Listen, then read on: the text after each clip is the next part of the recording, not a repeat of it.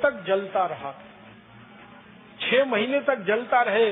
कल्पना करिए लाखों करोड़ों पेज रहे होंगे जो 6 महीने तक जले होंगे। तो कई विदेशी आक्रांता और लुटेरे ऐसे आए कि उन्होंने हमारा साहित्य नष्ट किया। कई विदेशी आक्रांता और लुटेरे ऐसे आए जिन्होंने हमारा साहित्य लूट लिया, और कई आक्रांता और विदेशी ऐसे आए जिन्होंने हमारे साहित्य में तोड़ मरोड़ करके उसको ऐसा प्रस्तुत कर दिया कि वो हमको सबसे ज्यादा खराब दिखता है। जैसे वेदों की बात करें, हमारे जो मूल वेद है ना, वो भारत में अभी हम ढूंढने निकले तो मुश्किल से मिलते हैं। जब भी कहीं भारत में वेद की कोई प्रतिलिपि मिलती है और उसके बारे में छानबीन की जाती है तो पता चला वो मैक्स मूलर रचित है। और मैक्स मूलर एक ऐसा व्यक्ति था जो भारत के बारे में जानना तो चाहता था लेकिन आया कभी नहीं इस देश में। अपने घर में बैठे बैठे भारत के बारे में जो कुछ मिल गया उसको ज्ञान, वो उसने लिख दिया। वेदों को उसने पढ़ा पूरी रुचि से, संस्कृत सीखी उसके लिए, लेकिन बहुत सारी चीजें उसको समझ में नहीं आई वेदों में, तो उसको अपने तरीके से लिख मारा। और आज हमें वो दिखाई देती हैं तो हमको वो विरोधाभासी लगती हैं। वो विरोधाभासी होने का कारण ये है कि मूल ग्रंथों के साथ छेड़छाड़ कर दी हमारे लोगों ने, शास्त्रों के साथ छेड़छाड़ कर दी, ज्ञान के भंडार के साथ छेड़छाड़ कर दी। अगर हमारे मूल ग्रंथ वेदों को हम देखें और मैक्स मूलर रचित वेदों को देखें या हमारे मूल दूसरे शास्त्रों को देखें, अब जैसे मैं एक उदाहरण देता हूँ, जो हमारी मूल मनुस्मृति है उसको हम पढ़ें और अंग्रेजों द्वारा तैयार की गई मनुस्मृति को पढ़ें, दोनों में जमीन आसमान का अंतर। मूल मनुस्मृति में जो बात कही नहीं है, अंग्रेजों द्वारा रचित मनुस्मृति में वही बातें हैं। याज्ञवल्क्य संहिता में न्याय सिद्धांत के बारे में जो बातें हैं मूल ग्रंथों में, अंग्रेजों ने एक याज्ञवल्क्य संहिता तैयार की, उसमें बिल्कुल उल्टा लिखवा दिया। तो हमारे शास्त्रों की कई तरीके से तोड़ मरोड़ हुई। एक तो जलाया गया, लूटा गया, और उसके बाद जो साहित्य विदेशियों के हाथ में पड़ गया उसमें अपना दिमाग लगाकर खुराफातें बहुत की हैं उन्होंने, बहुत कुछ मिलावट कर दिया।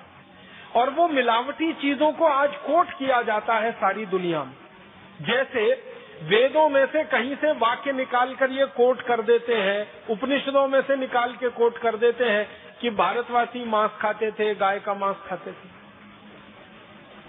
ऐसे कोटेशन हमारे यहाँ दे दिए जाते हैं और वेदों का कोई सूत्र या कोई श्लोक या उपनिषदों का कोई सूत्र या श्लोक उसके नीचे लिख दिया जाता है। वो सब मिलावट है, बाहर के लोगों द्वारा जोड़ा गया छेपक है और उसकी व्याख्या भी गलत है। तो हमारे देश में जो ज्ञान भंडार हमारे पास बहुत बड़ा रहा संस्कृत के आधार पर, इसमें बहुत नुकसान हो गया। ज्ञान हमारे यहाँ दुनिया में सबसे ज्यादा रहा है क्योंकि भारत जो नाम है ना, वो एक रूप में ज्ञान का ही हिस्सा है। भा माने होता है ज्ञान और रथ माने होता है लगा हुआ। ज्ञान में रथ, ज्ञान में लगा हुआ देश ही है भारत।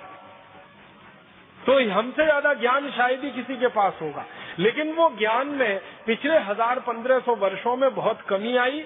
या तो वो लुटा, या तो विदेशियों द्वारा जलाया गया, या तो उसमें उन्होंने अपने छेपक जोड़ दिए, मिलावट कर दी और वो हमारे सामने प्रस्तुत हो गया।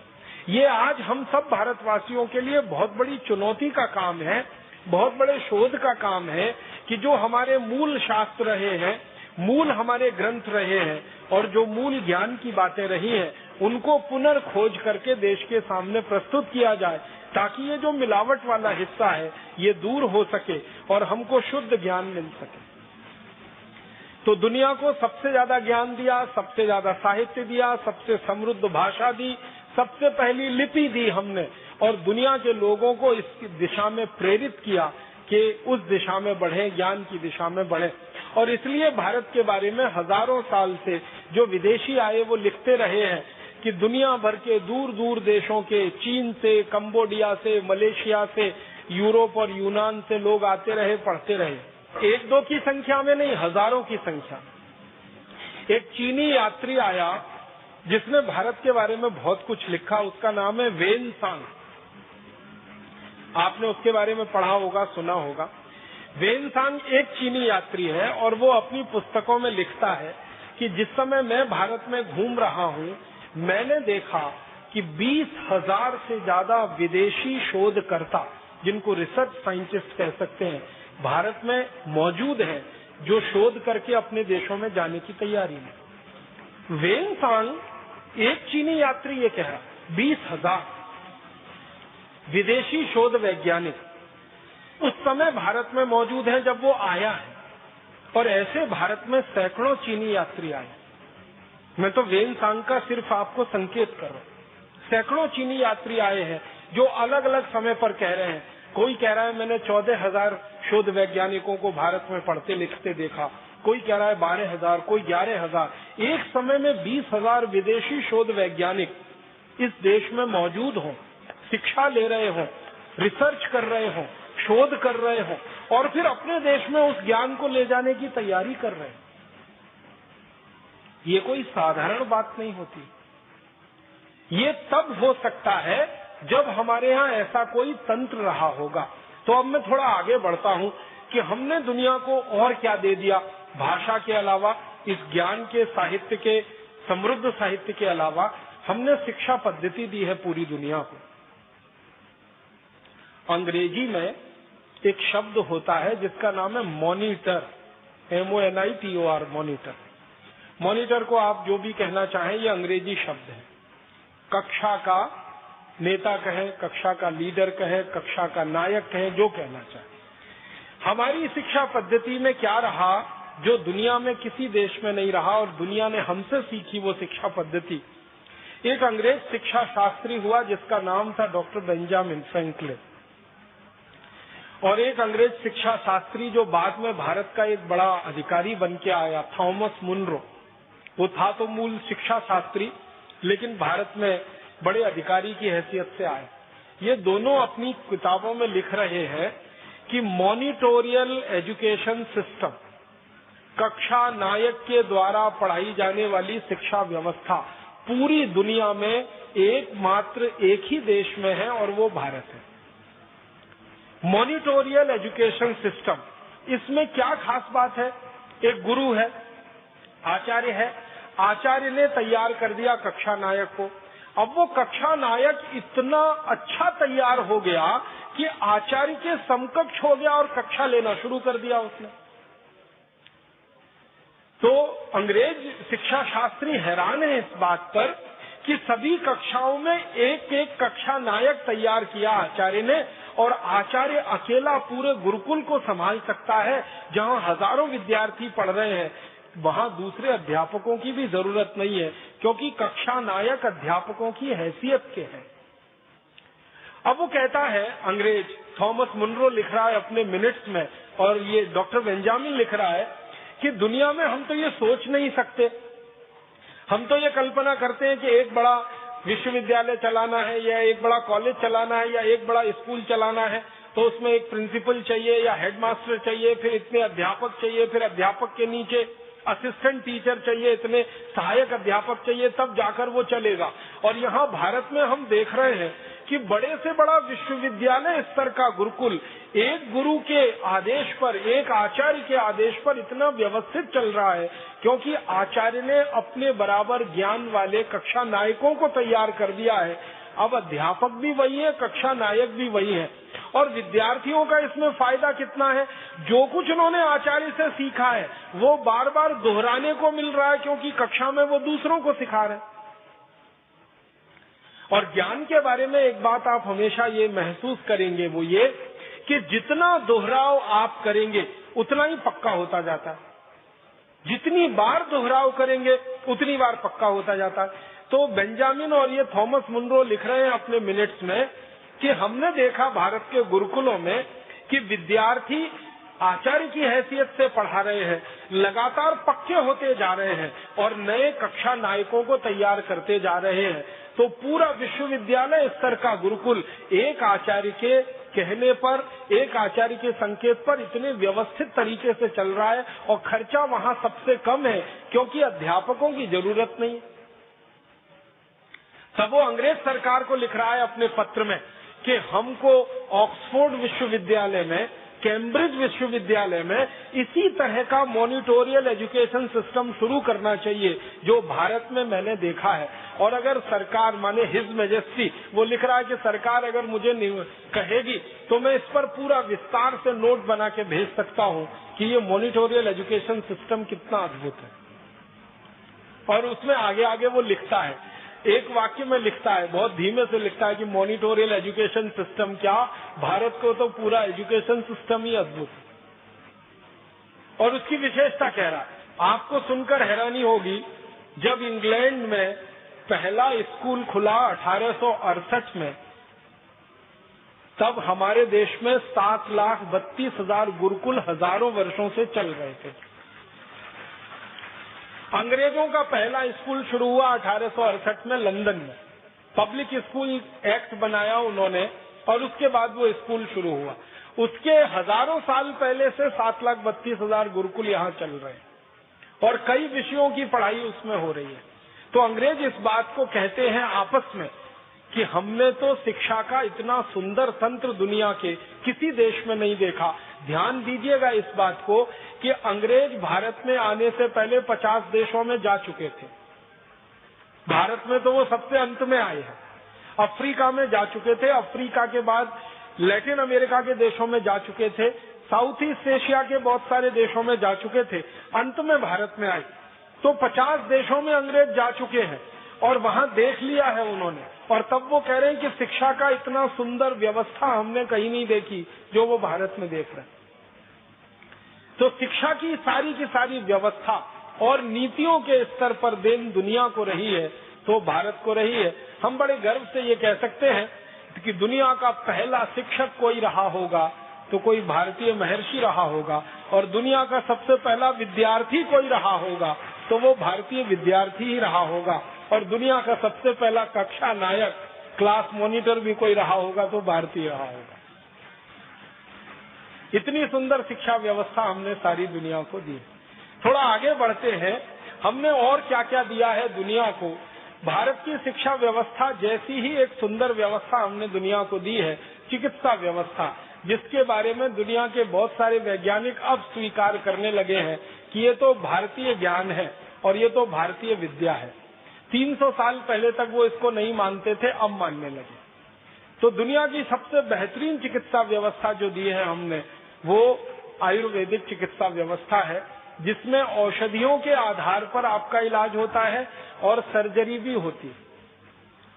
दुनिया में सर्जरी के क्षेत्र में ये कहा जाता है कि इंग्लैंड ने सबको सर्जरी सिखाई है, लेकिन जो इंग्लैंड के लोगों ने सर्जरी सीखी है वो भारत से सीखी।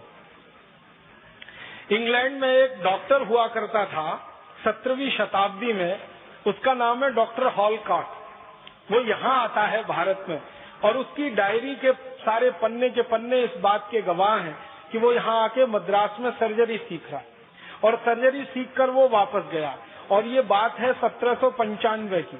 1795 में वो मद्रास में आके सर्जरी सीखकर लंदन वापस गया और लंदन में fellow of the royal society की स्थापना करने वाले पहले डॉक्टरों में उसकी गिनती होती है। और वो बार बार ये कहता है कि मैंने ये विद्या भारत से सीखी है, लेकिन अंग्रेजों ने क्या किया कि उसके ये शुरू वाले वाक्य को दबा दिया कि मैंने ये विद्या भारत से सीखी है, और आगे वाले वाक्यों को उसको हाईलाइट किया कि मैंने ये विद्या यूरोप को सिखाई। यहाँ से सीखा पहले, फिर जाकर अंग्रेजों को सिखाया, फिर अंग्रेजों ने यूरोप को सिखाया। इस तरह से वो विद्या फैली है, लेकिन मूल बात है कि वो भारत से शुरू हुई है। और उसके प्रमाण ये है कि सुश्रुत संहिता जो ग्रंथ है हमारे देश में, जो हजारों वर्ष पुराना है, वो सर्जरी पर ही आधारित है पूरा का पूरा। और सुश्रुत संहिता को अगर आप पढ़ेंगे ध्यान से, तो सर्जरी करने के लिए, शल्य चिकित्सा करने के लिए जिन यंत्रों की और उपकरणों की जरूरत पड़ती है, ऐसे 125 यंत्र और उपकरण महर्षि सुश्रुत के समय में आविष्कार हो चुके थे। महर्षि सुश्रुत जो इस देश के जन्मदाता माने जाते हैं, सर्जरी के, सारी दुनिया के सर्जरी के जन्मदाता हैं, उनके समय में 125 यंत्र और उपकरण विकसित हो चुके थे। तो उनके बाद कितने यंत्र और उपकरण विकसित हुए होंगे उसका अंदाजा हम लगा सकते हैं। और एक बात जो मैं गहरी कहना चाहता हूँ आपसे वो ये कि महर्षि सुश्रुत के समय में सर्जरी के जो 125 यंत्र और उपकरण विकसित किए गए, अगर हम उसको सही शब्द दें तो आविष्कार किए गए, क्योंकि वो पहली बार बने। आप जानते हैं एक खोज होती है और एक आविष्कार होता है। खोज वो होती है जो हजारों वर्षों से चली आई कोई चीज है और हमने उसमें एक नया कोई गणित ढूंढ लिया, वो खोज है, डिस्कवरी है। और आविष्कार तो बिल्कुल नई चीज है। तो सर्जरी के सभी यंत्र और उपकरण आविष्कार हैं, खोज नहीं है, क्योंकि महर्षि सुश्रुत के पहले किसी ने उनके बारे में नहीं बताया। तो वो बता रहे हैं और विस्तार से उसका वर्णन कर रहे हैं। और हंसी की बात जो है वो ये कि जितने यंत्र और उपकरण महर्षि सुश्रुत ने आविष्कार करके दे दिए, अंग्रेजों की जो मॉडर्न सर्जरी है वो भी उनका झक मार के इस्तेमाल कर रही है। ये जो आज की मॉडर्न सर्जरी कही जाती है ना, European surgery, fellow of the royal society में से निकली हुई सर्जरी, अंग्रेजों के देश में से निकली हुई सर्जरी, वो बहुत सारे उपकरण वही इस्तेमाल करती है जो भारतीय महर्षि सुश्रुत के द्वारा आविष्कार किए गए। और वो मानते हैं कि इन उपकरणों की उपादेयता, इनकी उपयोगिता हजारों साल के बाद भी कम नहीं हुई है, हजारों साल के बाद भी कम नहीं हुई। हाँ, आज के जो सर्जन है वो ये मानते हैं कि महर्षि सुश्रुत के उपकरणों में ही थोड़ा बहुत संशोधन करके कुछ नए आधुनिक उपकरण तैयार हुए हैं। मूल आधार महर्षि सुश्रुत के ही उपकरण। ये दुनिया को सबसे बड़ी देन है हमारी सर्जरी के क्षेत्र में। इसी तरह से हमने चिकित्सा के क्षेत्र में हजारों किस्म की औषधियां दुनिया को बताई है। हल्दी का कोई औषधीय गुण है, मेथी का कोई औषधीय गुण है, पालक का कोई औषधीय गुण है, तुलसी पत्ते का कोई औषधीय गुण है, गुड़वेल का कोई औषधीय गुण है, आंवला एलोवेरा का कोई औषधीय गुण है। ये सारी दुनिया को तो सबसे पहले भारत ने ही बताया। भारत से पहले तो कोई नहीं जानता। छोटी छोटी बातें हैं जो रोचक हैं और हैरान करने वाली है। भारत से पहले कोई नहीं जानता था कि अनार का रस पियो तो इससे खून बढ़ जाता है। भारत से पहले कोई नहीं जानता था कि गाजर का रस पियो तो इससे खून बढ़ जाता है।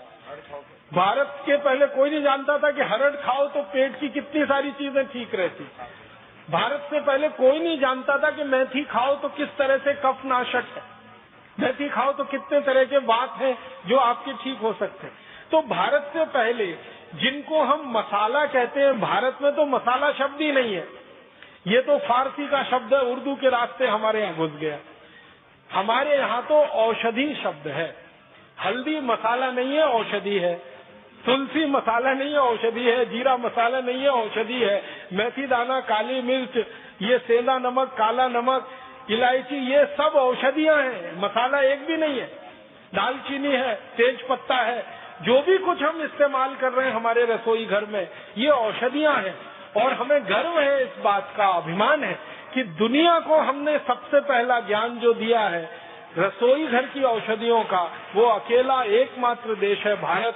और इन रसोई घर की औषधियों का दैनिक जीवन में उपयोग करना हमने सिखाया है पूरी दुनिया को।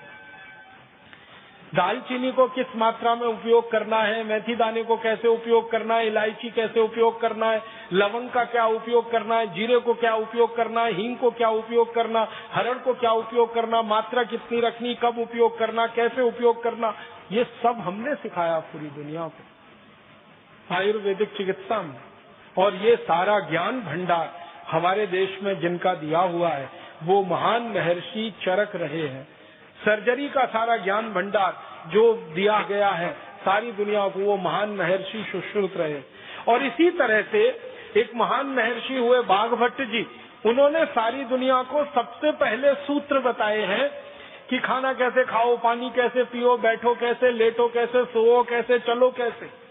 और सारी दुनिया आज उनके रिसर्च में डूबी हुई है, लगी हुई है। महर्षि बाघभट्ट का अष्टांग हृदयम पढ़े, अष्टांग संग्रहम पढ़े, तो उसमें एक छोटा सा सूत्र लिखा है, रोचक है, मैं आपको बताना चाहता हूँ। और पूरी दुनिया के वैज्ञानिक इस समय उसमें अपना सिर खपा रहे हैं। हजारों वर्ष पहले महर्षि बाघभट्ट ने लिखा कि भोजन को बनाते समय, सूत्र तो उनका संस्कृत में है, मैं सीधे हिंदी कह रहा हूँ, वो कहते हैं भोजन को बनाते समय लगातार सूर्य का प्रकाश और पवन का स्पर्श उसको मिलना चाहिए।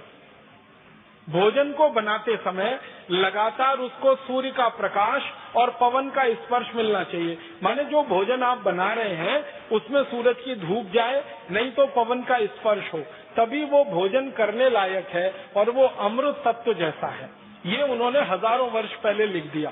अब दुनिया के कई वैज्ञानिक, जर्मनी में विशेष रूप से, जापान में विशेष रूप से, और कुछ डेनमार्क, हॉलैंड और ये स्वीडन के आसपास के देशों के वैज्ञानिक लगे हुए हैं कि इस सूत्र की गहराई पकड़ने में, और वो पकड़ते पकड़ते यहाँ तक आए हैं कि ये बात उनकी बिल्कुल सच है कि अगर सूर्य का प्रकाश और पवन का स्पर्श भोजन को ना मिले तो वो भोजन जहर होता है।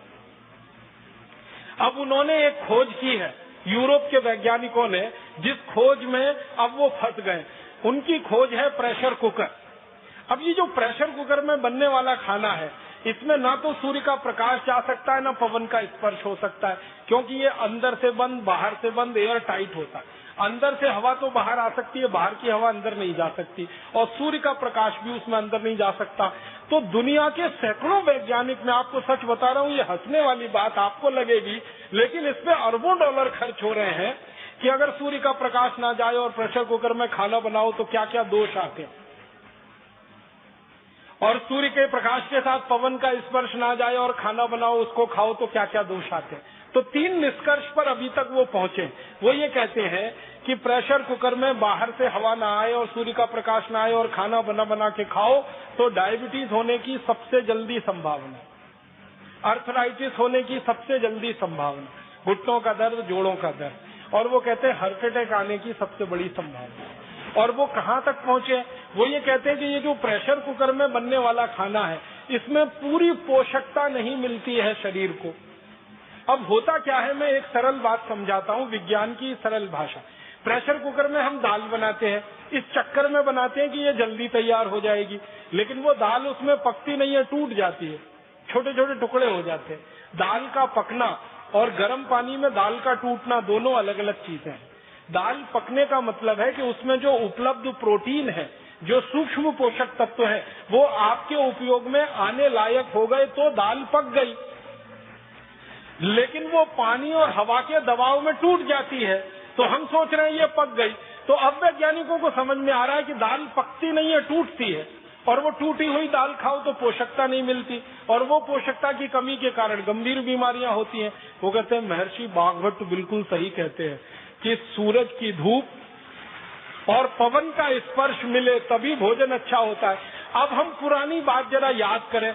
आप में से बहुत सारे लोग गांव के रहने वाले होंगे। आप जरा अपने गांव की याद करिए, हमारी दादी को याद करिए, हमारी नानी को याद करिए। वो दाल पकाती थी मिट्टी की हंडिया में, और मिट्टी की हंडिया में जब दाल पकाई जाती थी तो ध्यान रखिएगा, उसको आधा खोल के रखा जाता था। याद है आपको? पूरा हंडिया बंद नहीं की जाती थी। उसका जो ढक्कन होता था ना हंडिया का, वो आधा खुला आधा बंद होता था। क्यों? पवन का स्पर्श कराना है। और ज्यादातर रसोइयां हमारे गांव में जो होती थी ना, रसोई घर, वो खुले आकाश के नीचे होता था ताकि समय पर सूरज का प्रकाश भी मिल सके। मैंने गांव में बहुत प्रवास किए हैं, तो पुराने गांव जितने मैंने देखे हैं, 500 साल से ज्यादा पुराने गांव, सभी गांव के घरों में रसोई का एक हिस्सा आंगन में ही होता है, जहां सीधे सूर्य का प्रकाश आता है। तो सूर्य का प्रकाश भी मिले और पवन का स्पर्श हो। हांडी को ऐसे आधा खोल के रखा जाता है। तो हमारे ऋषि मुनियों के पक्के चेले और चेलियां तो हमारे दादा दादी ही थे, नाना नानी थे, वो ऐसे ही दाल पकाते। अब उस दाल को पकने में थोड़ा समय लगता था, तो दाल को पकने में तो समय लगना ही चाहिए, क्योंकि आज का जो भौतिक विज्ञान कह रहा है ना, हजारों साल हमारे ऋषि मुनि वो कह गए। हमारे ऋषि मुनियों ने ये कहा, महर्षि भारद्वाज का एक सूत्र है, वो ये कहते हैं कि जो वस्तु खेत में जितनी देर में पकती है, वो भोजन में भी उतनी देर में ही पकेगी। अब ध्यान दीजिएगा, दाल खेत में सबसे ज्यादा देर में पकती है। आपको मालूम है, अरहर की दाल पकने में तो 6 महीना लग जाता है, कोई दालें पकने में 8 महीना लग जाता है। तो खेत में जो दालें देर में पकती हैं, घरों में भी वो देर में पकेंगी, ये महर्षि भारद्वाज कह गए हजारों साल पहले। यूरोप के वैज्ञानिक अब उसको स्वीकार कर रहे हैं कि हाँ, बात तो ये सही है, दाल तो देर में पके तभी पौष्टिकता दे सकती है, और पौष्टिकता के साथ साथ स्वाद भी वो तभी देती है जब धीमी धीमी धीमी धीमी आंच पर पके। हमने वो जल्दी के चक्कर में कुकर लेके 10 मिनट में दाल पक जानी चाहिए उसको खाना शुरू किया है, और ये जोड़ों का दर्द फोकट में अपने शरीर में लेना शुरू कर दिया।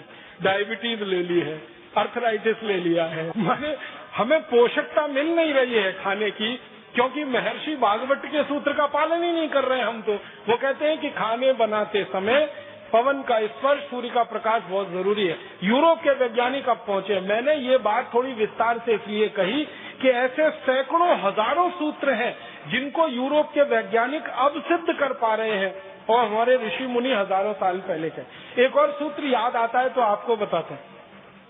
हमारे ये जो ऋषि मुनियों के शास्त्र है ना, ग्रंथ है, भागवत जी का है अष्टांग हृदयम, अष्टांग संग्रहम, या कोई दूसरा ग्रंथ पढ़ेंगे तो उसमें एक अभ्यास होता, अध्याय होता स्वस्थ व्रत। उसमें एक सूत्र है उषा पान का, सुबह सुबह उठ के पानी पीने का। परम पूजनीय स्वामी जी भी आपको बताते रहे। इस पर जापान में सबसे ज्यादा रिसर्च हुई, आप हैरान हो जाएंगे। जापानियों ने अरबों डॉलर इस पे बहा दिया। एक सूत्र पर शोध करा है पिछले 40 साल, सवेरे उठकर पानी पीना। हमारे ऋषि मुनि हजारों साल पहले फोकट में बता गए सवेरे उठ के पानी पियो, और हम पीते भी रहे और उसके फायदे हमको होते रहे। अब वो फायदे हमको हजारों साल पहले मालूम है। सुबह उठकर पानी पियो तो 2 बड़े लाभ हैं। सबसे पहला लाभ है कि रात भर को मुंह की लार जो जमा हो गई वो अंदर गई, जो बहुत ज्यादा एल्केलाइन होती है। आप जानते हैं ये लार जो है ना क्षारीय होती है, और सुबह सुबह पेट में सबसे ज्यादा अम्ल तैयार होता है। तो सुबह की लार पेट में जानी ही चाहिए ताकि अम्ल को वो न्यूट्रलाइज करे। अम्ल और क्षार दोनों मिले तो एक दूसरे को न्यूट्रलाइज करते हैं। तो सुबह उठते ही पानी पी लिया, लार अंदर चली गई, अम्ल को उसने शांत कर दिया। और जिनके पेट का अम्ल शांत है उनके रक्त में अम्ल नहीं बढ़ेगा, और जिनके रक्त में अम्ल नहीं बढ़ेगा उनको सैकड़ों बीमारियां होने की दूर दूर तक संभावना नहीं। हजारों वर्ष पहले हमारे ऋषियों ने समझाया। दूसरा फायदा ये कि सुबह उठते ही पानी पी लिया, वो पानी बड़ी आंत में पहुंच गया, बड़ी आंत की उसने सफाई की, और आप संडास घर में घुसे, टॉयलेट में घुसे, और 2-3 मिनट में फ्रेश होके बाहर आ गए। हमारे ऋषि मुनि कहते हैं कि जो लोग सबसे ज्यादा स्वस्थ होते हैं उनको संडास घर में सबसे कम समय लगना चाहिए। सबसे ज्यादा स्वस्थ होने की एक ही निशानी है कि टॉयलेट में आप कितनी जल्दी बाहर निकलते हैं। जो आधा पौना घंटा, घंटा भर बैठ लिए तो आप सबसे ज्यादा बीमार आदमी हैं। 2-3-4 मिनट में गए और बाहर आ गए तो आप बहुत स्वस्थ आदमी हैं। तो ये स्वस्थ होने के लिए सुबह का पानी कितनी मदद करता है, ये 2 बातें हमारे ऋषि मुनि हजारों साल पहले कह के चले गए। अब जापानियों ने 40 साल इस पे रिसर्च किया और अरबों डॉलर फूंक दिए। अब वो 2 ही बातें वो भी कह रहे हैं, यही बातें कह रहे हैं जो हमारे ऋषियों ने हजारों साल पहले कह दी। इसी तरह से एक हमारे यहाँ पानी का नियम बताया गया, पानी बैठ के पियो, कभी भी खड़े होके मत पियो, पानी घूट घूट पियो, हमेशा सिप सिप करके पियो, ठंडा पानी कभी मत पियो। ये छोटे छोटे सूत्र हैं स्वस्थ व्रत के। इनको अगर हमने ध्यान दिया और इनको दुनिया भर में स्थापित कराया होता तो हम सारी दुनिया में अब तक विश्व विजय कर चुके होते। लेकिन हमारी समस्या क्या रही कि ये छोटे बातों को हमने माना ही नहीं कि कोई गहरी बात इसमें है। जब दुनिया के दूसरे देशों को हम देखते हैं कि वो अरबों डॉलर खर्च करके ये रिसर्च कर रहे हैं और फिर उस नतीजे पर आ रहे हैं जो नतीजा हजारों साल पहले हमारे यहाँ था, तब गर्व की अनुभूति होती है कि ये तो हमने जान रखा है, कर रखा है। पानी की चिकित्सा, स्वस्थ व्रत के छोटे छोटे सूत्र, जर्मनी और जापान 2 देशों ने 40 साल अरबों डॉलर की खर्चा करके जो निष्कर्ष पाए हैं वो हमारे यहाँ हजारों साल पहले हैं। तो चिकित्सा में ज्ञान का भंडार सारी दुनिया के सामने सबसे पहले हमने ही प्रस्तुत किया। मैं आपको एक ऐसी बात कहना चाहता हूँ जो कोई भी एलोपैथिक डॉक्टर सुनने से परेशान होता है, लेकिन वो सच है। वो ये है कि एलोपैथी 200-250 साल पुरानी चिकित्सा व्यवस्था है। इसने आज तक दुनिया को बस एक ही चीज दी है जिसको वो भी धीमे धीमे मानते हैं। वो कहते हैं सिर्फ दर्द से लड़ना और कुछ नहीं दिया, सिर्फ दर्द से लड़ना। तरह तरह के जो दर्द है ना उनसे लड़ना, 250 साल की कुल रिसर्च एलोपैथी की इतनी ही है। पेन से लड़ रहे हैं वो, और उसमें भी पूरी तरह से कामयाब नहीं हो पा रहे। कैंसर के पेन में तो अभी तक कामयाब नहीं हो पा रहे। दूसरे